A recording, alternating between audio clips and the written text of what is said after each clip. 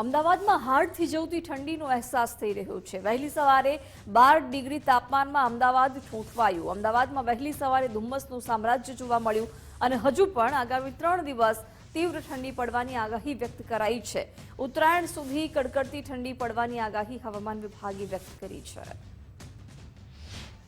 ગુજરાત રાજ્યમાં હાલ ઠંડીનો કહેર વર્તાઈ રહ્યો છે। કડકડતી ઠંડીનો અહેસાસ થઈ રહ્યો છે। વાત કરીએ તો અમદાવાદ શહેરમાં એસજી હાઈવે પર અત્યારે હાલ 7 વાગ્યાનો સમય છે, પરંતુ અત્યારે હાલ પણ સિંગલ ડિજિટમાં તાપમાન હોય તેવી ઠંડી અનુભવાઈ રહી છે। મહત્વની વાત છે કે જે રીતે હવામાન વિભાગે આગાહી કરી છે કે ઉત્તર પૂર્વીય જે વિસ્તારમાંથી ઠંડા પવનો ફૂંકાવાને કારણે હાલ ઠંડીનો અહેસાસ થઈ રહ્યો છે। બીજી તરફ વાત કરવામાં આવે તો હવામાન શાસ્ત્રી અંબાલાલ પટેલે પણ આગાહી કરી છે કે આગામી 3-4 દિવસ ઠંડીનું જોર સમગ્ર ગુજરાતમાં જોવા મળશે। ઉત્તરાયણ અને વાસી ઉત્તરાયણમાં પણ જે ખાસ ઠંડીનું જે છે તે જોર જોવા મળશે।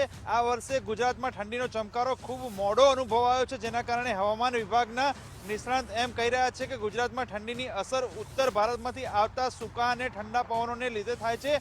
સામાન્ય રીતે આ પવનની શરૂઆત ડિસેમ્બર મહિનાથી થતી હોય છે, પણ આ વર્ષે હિમાલયમાં દર વર્ષની જેમ વેસ્ટર્ન ડિસ્ટર્બન્સ સર્જાયું નથી।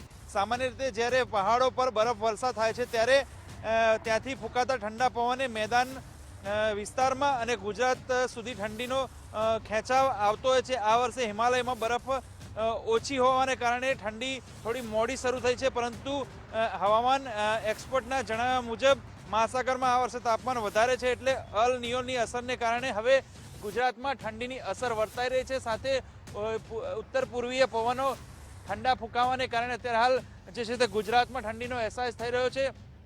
ગુજરાતમાં વાત કરીએ તો નલિયા જે છે ભુજ, અમદાવાદ અને પાટનગર, ગાંધીનગરમાં અત્યારે હાલ તાપમાન સિંગલ ડિજિટમાં હોય તેવો અહેસાસ થઈ રહ્યો છે। અમદાવાદમાં પણ એસજી હાઈવે પર અત્યારે 10 ડિગ્રીથી ઓછું તાપમાન હોય તેવો અહેસાસ વર્તાઈ રહ્યો છે। કેમેરા પર્સન જય જાની સાથે સચિન કડિયા, ગુજરાત ફર્સ્ટ, અમદાવાદ।